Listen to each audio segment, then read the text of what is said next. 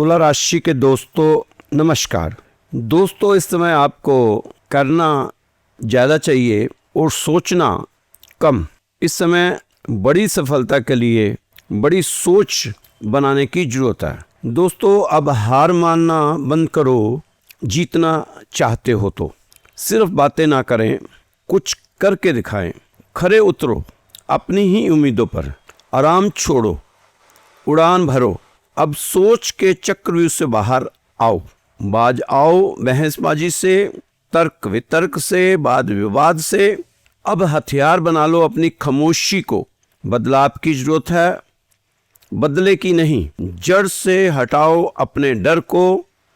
हारो मत, डरो मत, घबराओ मत। सभी पहलुओं में बदलावों को अपनाने और नए अवसरों की खोज करने का समय है। दोस्तों, यह स्ट्रांग बने, स्ट्रांग बनकर आगे बढ़ें और पॉजिटिव दृष्टिकोण अपनाने की कोशिश करें।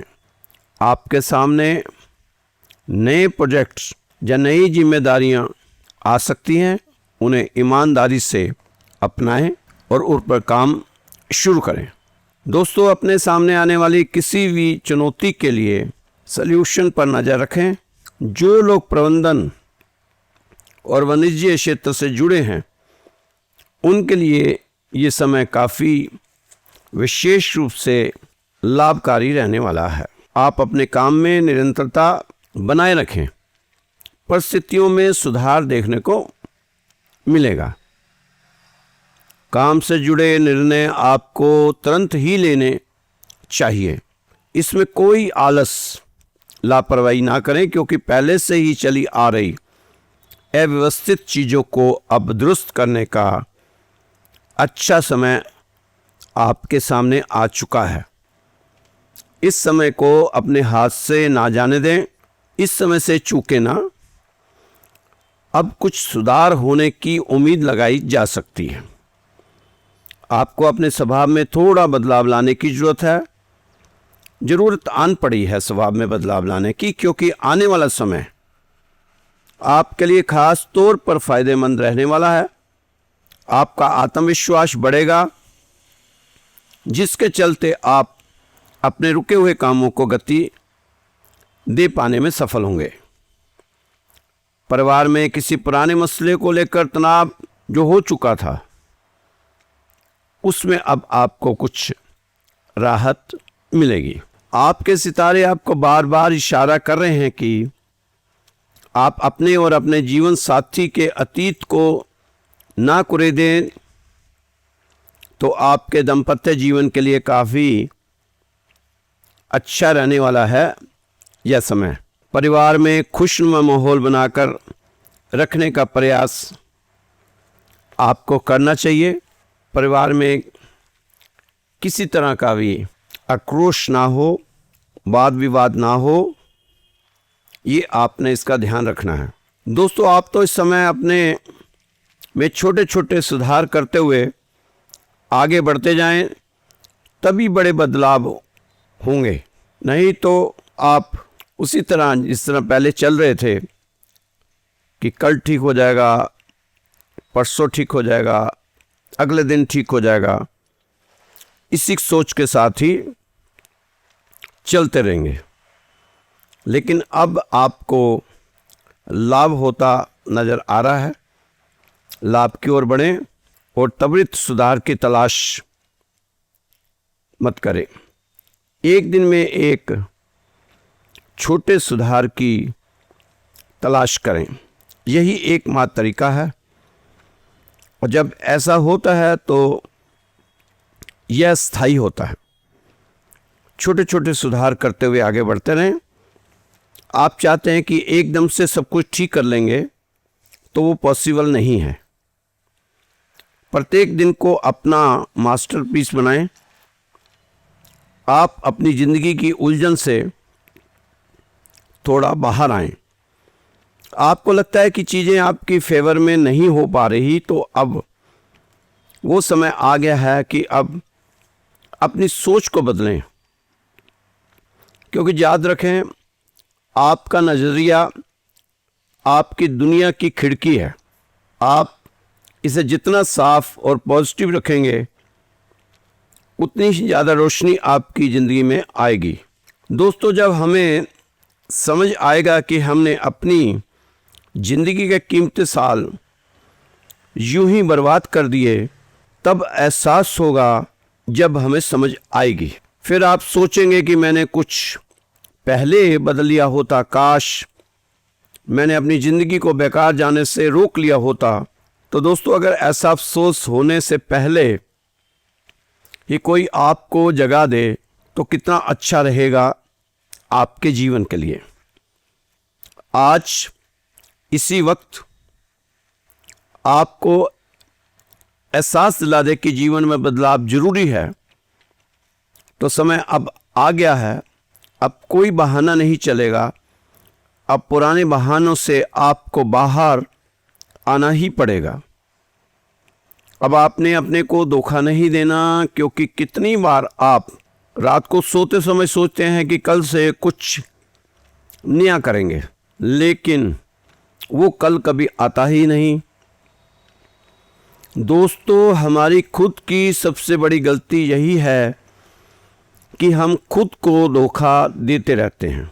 आपने कितनी बार खुद से वायदा किया होगा कि अब मैं सब बदल दूंगा, सुबह जल्दी उठूंगा, काम में ध्यान लगाऊंगा, गलत संगत से दूर रहूंगा, सोशल मीडिया पर कम समय बर्बाद करूंगा, लेकिन फिर से कुछ दिन बाद सब कुछ पहले जैसा हो जाता है, क्योंकि हमारी आदतें हमें बांध के रखती हैं।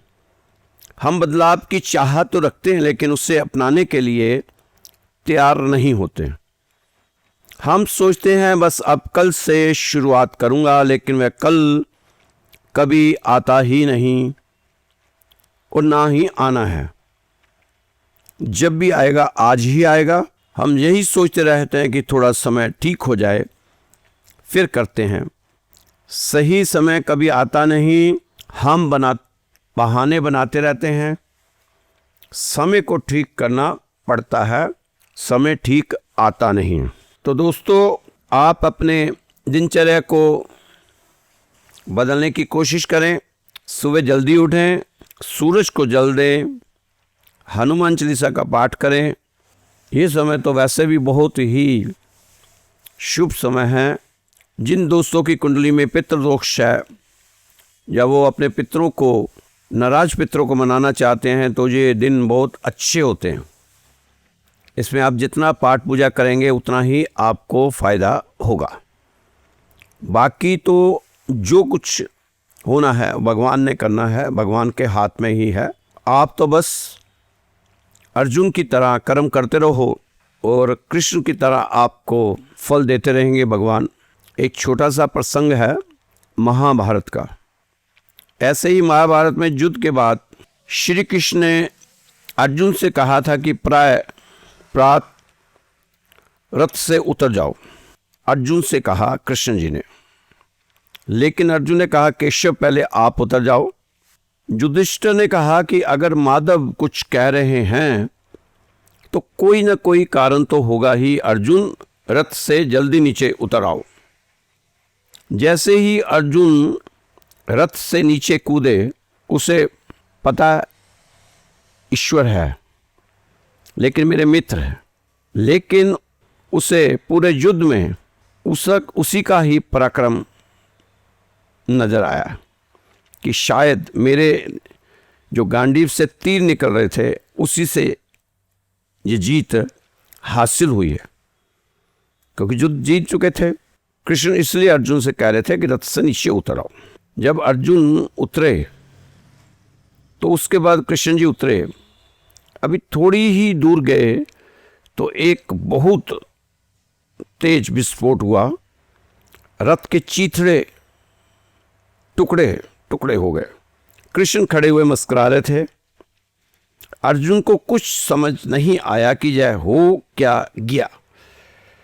कृष्ण समझ गए, क्योंकि भगवान अपने भक्त के इशारों को समझते हैं। विजय का ताज पहने अर्जुन सर नीचे करके भगवान कृष्ण के सामने खड़ा था। अब उससे समझ आ चुका था कि श्री कृष्ण ने उसे रथ से नीचे उतरने के लिए क्यों कहा था, लेकिन विस्फोट का कारण अब भी समझ नहीं आया अर्जुन को। तब श्री कृष्ण ने उसे बताया। मुस्कुराते हुए बोले, अर्जुन, युद्ध के दौरान इस रथ पर कई दिव्य शक्तियों का प्रयोग हुआ था। तुम पर बहुत बहुत घातक शस्त्रों का प्रयोग हुआ। उसका बचा हुआ असर भी इस रथ पर था जिस पर हम दोनों सवार थे, लेकिन वो सारे अस्त्र शस्त्र और वो सारी शक्तियां केवल इस कारण से काम नहीं कर रही थी कि मैं वहां उपस्थित था। अगर आज मैं इस रथ से तुमसे पहले उतर जाता तो अर्जुन, इतने बड़े युद्ध को जीतने के बाद भी तुम जीवित ना होते। अर्जुन की आंख खुल गई। उसे सब कुछ समझ आ गया कि मेरा तो इसमें कर्म था, बाकी लीला तो श्री कृष्ण की थी। मैं तो खाऊं खा ही अपने मन में एक वहम बढ़ाकर बैठा था कि शायद ये जो युद्ध है मेरे गांडीव की वजह से जीता है। तो दोस्तों, आप भी अपने मन में अर्जुन जैसा कोई भी वहम ना पालें। आप तो अपना कर्मों पर ध्यान दें और कर्म करते जाएं। बाकी जो कुछ करना है भगवान ने करना है। भगवान आपके साथ है। भगवान की शरणागत हो जाएं, उसके अनुग्रह में हो जाएं, भगवान से बनाकर चलें, तो आपको कहीं भी किसी तरह का भी कोई भी खतरा नहीं हो सकता। दोस्तों, इस समय आपके लिए ये जो वीडियो है ऊर्जावान वाली वीडियो साबित हो सकते हैं अगर समझेंगे तो, क्योंकि अब तो आपके सारे के सारे ग्रह कल्याणकारी बने हुए हैं। ऐसा लग रहा है जैसे सभी ग्रहों ने तुला राशि वाले जातकों के साथ गठबंधन कर लिया हो, या यूं कहें कि परमात्मा का आदेश है कि जाओ मेरे तुला राशि वालों को थोड़ा राहत देकर आओ। बहुत कुछ सहा बीते सालों में, अब और नहीं, कैसे भी करो तुला राशि वालों को सुकून मिलना चाहिए। तुला राशि वाले मेरे दोस्तों, सच बताना कि थोड़ी राहत महसूस कर पा रहे हैं कि नहीं। हाँ, मैं यह मानता हूँ कि अभी जो आपने सोचा वो वाला काम नहीं बन पा रहा, आपकी इच्छा अनुसार बहुत से काम नहीं हो पा रहे, फिर भी थोड़ी राहत बनी हुई है पहले से ज़्यादा। यह परमात्मा की बहुत बड़ी कृपा है आप तुला राशि वालों पर। पर आजकल कुछ ज्योतिषियों ने बहुत ज़्यादा भ्रम फैला रखा है तुला राशि के बारे में। बहुत बड़ा चढ़ाकर बोलते हैं। केजी के बच्चे को बहुत जल्दी पीएचडी की डिग्री गले में लटकाना चाहते हैं। दोस्तों, ऐसा कुछ भी नहीं होना। बिना वजह आप अपना समय बर्बाद करेंगे। आपको तो अब मेहनत से काम पर लग जाना चाहिए। रिजल्ट आपकी फेवर में ही आना है, यह तय है। तुला राशि के दोस्तों, दुख ही तो आपको ऊर्जा देता है। सुख की ओर जो जितना भागा उसे दुख उतना ज़्यादा इकट्ठा करना पड़ा है। इतिहास गवाह है। बिना दुख इकट्ठा किए आपकी सुख की चाह को ऊर्जा मिल ही नहीं सकती। अगर जीवन मिला है तो संघर्ष करना ही पड़ेगा, चाहे वह लड़ाई आपकी परिस्थितियों के खिलाफ हो या किसी अनजाने जाने शत्रु के खिलाफ। संघर्ष करना ही पड़ेगा, कर्म करने ही पड़ेंगे, तभी आपको आपकी इच्छा अनुसार फल मिलेगा। कामनाएं व्यक्ति का जब ज्ञान हरण कर लेती है तो वह अनेक देवताओं के पीछे भागता है।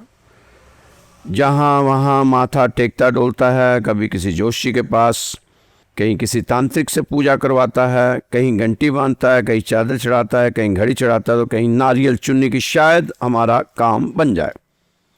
वह बेचारा कहाँ कहाँ नहीं भटकता, जहाँ तक कि साधारण मनुष्य को ही भगवान मानकर उसकी माला जपनी, पूजा करनी शुरू कर देता। उसी के सामने अपने दुखड़े रोता है, जैसे सोचकर कि शायद यही से मेरा काम बन जाए।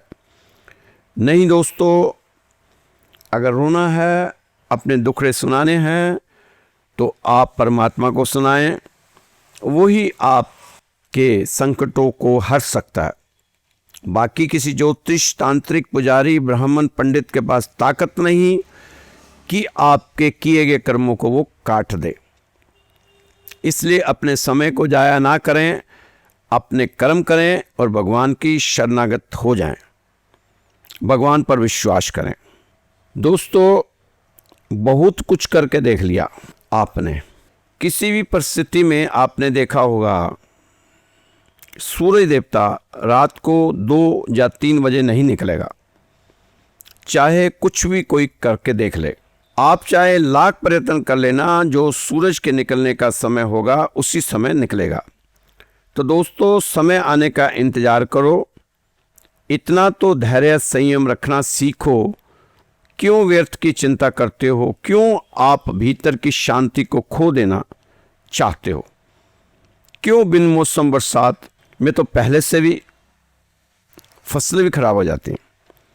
अगर बिन मौसम बरसात हो जाए तो फसलें भी खराब हो जाती हैं, लेकिन जब सावन आता है तो तब चारों तरफ हरियाली दिखाई पड़ती है।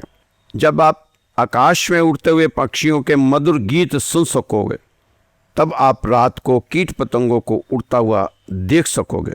आप इस संसार का हिस्सा हो।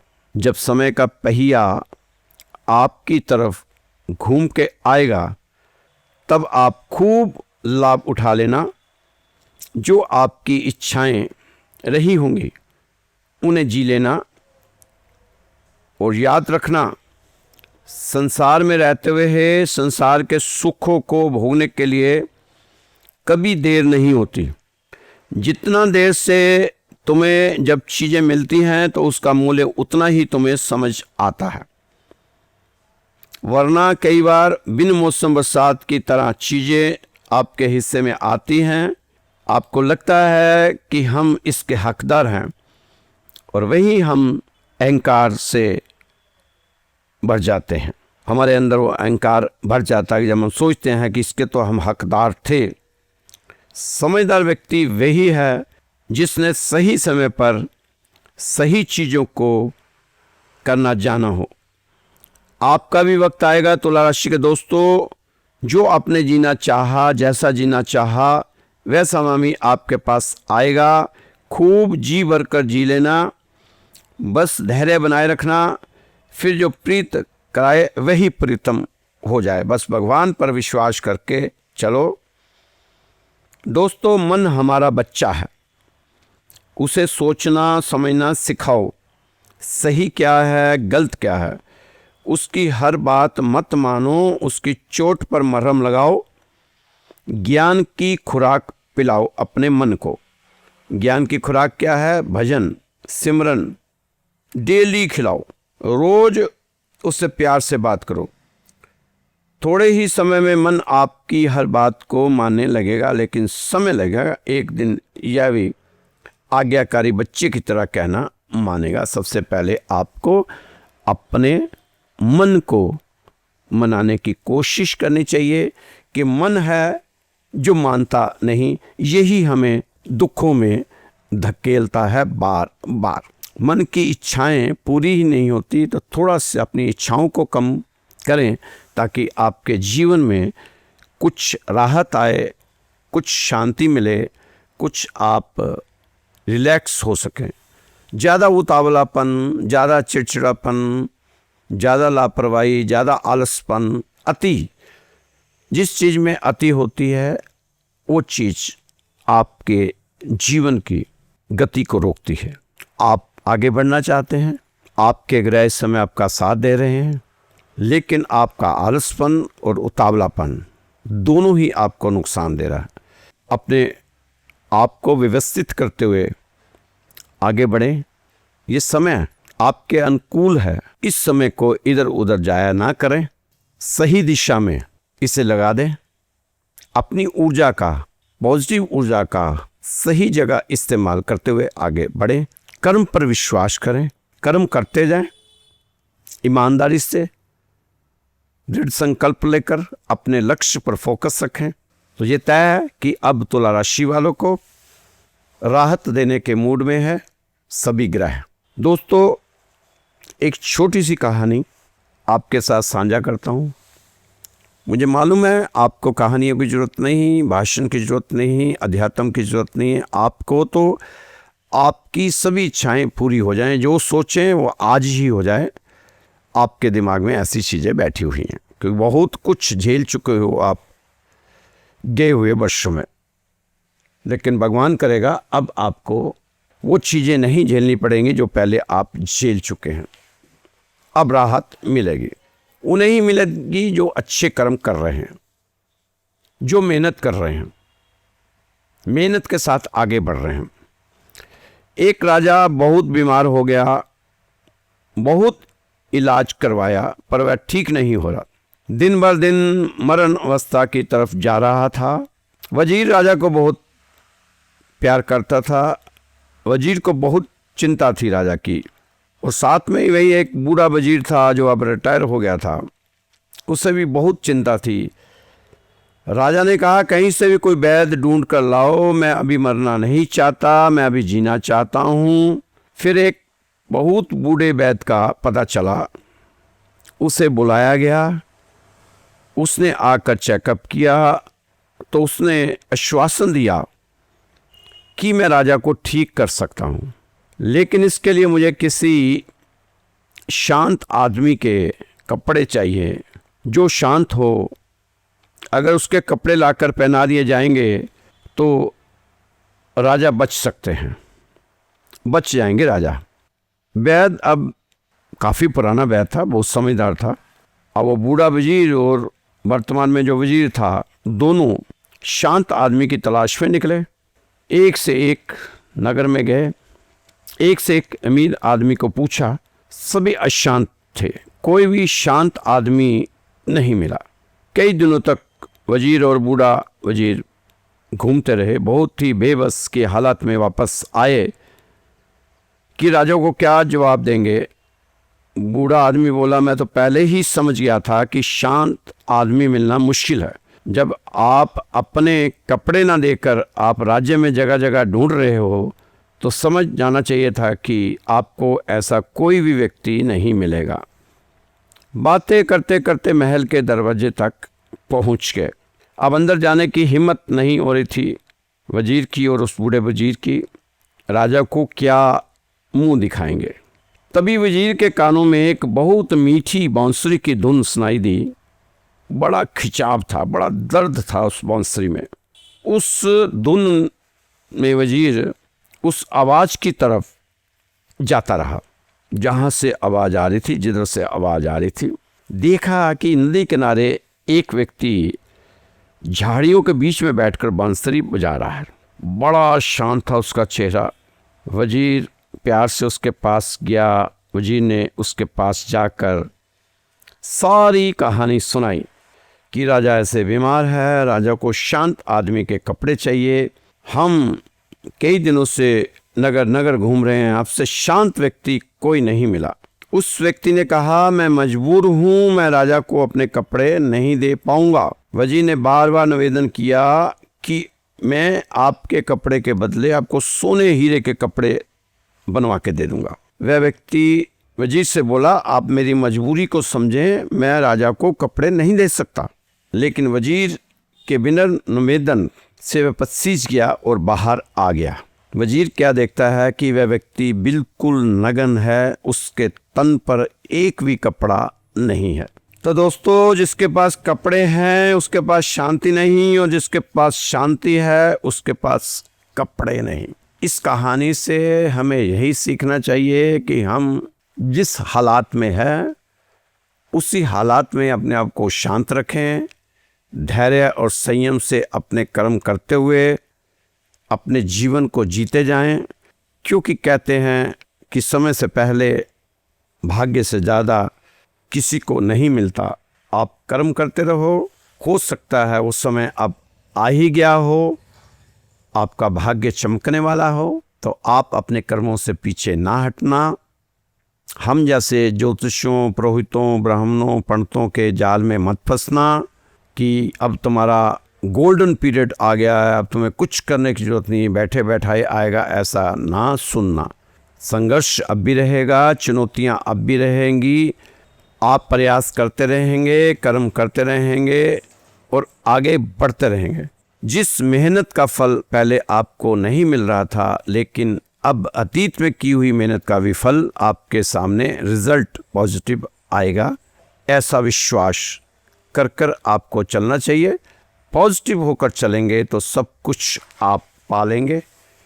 तो दोस्तों, ये राशिफल आपको श्री राधेश्याम मंदिर से बताया जाता है। काफ़ी दिन के बाद आज मौका मिला आपका राशिफल बताने का। तो इस समय हमारे मंदिर में पितरों की शांति के लिए पूजा पाठ का चल रहा है, सुबह से लेकर शाम तक। मैंने कई बार राशि में बोल चुका हूँ कि जिन लोगों ने अपने पितरों की शांति के लिए पूजा पाठ करवाना हो, तो आप अपने पितरों के नाम और गोत्र और अपना नाम, स्थान भेज सकते हैं हमारे व्हाट्सएप पर। उनकी, आपके पूर्वजों की आत्मा की शांति के लिए, पितरों के लिए पूजा पाठ किया जाएगा। उसमें आपका 1 रुपया भी खर्च नहीं होना, कुछ भी आपको सामग्री नहीं देनी, सिर्फ आपने अपने पितरों का नाम और गोत्र हमें बताना है और आपसे उनका क्या रिश्ता है ये बताना है। तो उनके लिए श्री राधेश्याम मंदिर में पूजा पाठ चल रहा है, उसमें आप भी शामिल हो जाएंगे। क्योंकि ये पितरों की शांति के लिए पाठ 3 ही जगह पर किया जाता है, या तो गौशाला कर लो, या गंगा के किनारे कर लो, या फिर मंदिर में कर लो। तो हमारे राधेश्याम मंदिर में हमेशा की तरह इस बार भी पितरों का पूजा पाठ चल रहा है, सारा दिन मंत्रों का जाप होता है। तो आप अगर चाहते हैं पितरों की शांति करवाना, तो आप हमें अपने पितरों के नाम भेज सकते हैं। या कुछ तुला राशि वाले परेशान हैं, इस समय उनके समझ नहीं आ रहा क्या करें, तो वो अपने परिवार के लिए, बच्चों के रोजगार के लिए, बच्चों की पढ़ाई के लिए, बच्चों की विवाह शादी में जो रुकावटें आ रही हैं उसके लिए अरदास लगवाना चाहते हैं, वो भी अपना नाम और गोत्र हमारे व्हाट्सएप नंबर पे भेज सकते हैं। उनके लिए भी सुबह और शाम दोनों समय पर अरदास लगाई जाएगी। नंबर नोट कर लीजिए, 9315336907। ये व्हाट्सएप नंबर है, आप इससे मुझसे बात भी कर सकते हैं और अपना मैसेज भी छोड़ सकते हैं। तो कल फिर मिलेंगे आपकी सुंदर राशि के साथ।